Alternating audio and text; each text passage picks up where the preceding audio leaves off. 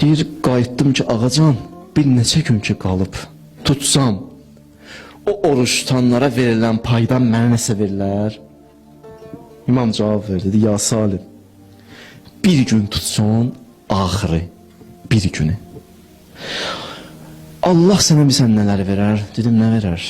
Dedi, can üstündəki bəzi insanlar çətin can alır, bir sözlə çətin can alırlar.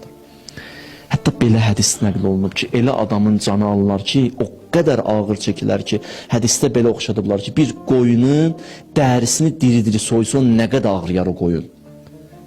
Bəzi insanlar belə can verəcək. O qədər qəlizdir.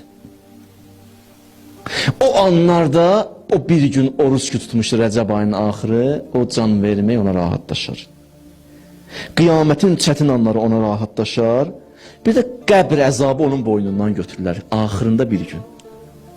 Dedi, amma 2 gün tutsun, axırında 2 gün. Sirat körpüsündən keçsin, çox rahat keçəcəksən, ayağın büdürəməyəcək. Əgər 3 gün tutsun, axırını 3 günü, cəhənnəmin odundan xilas olacaqsan. Cəhənnəmin odundan Allah səni xilas edəcək.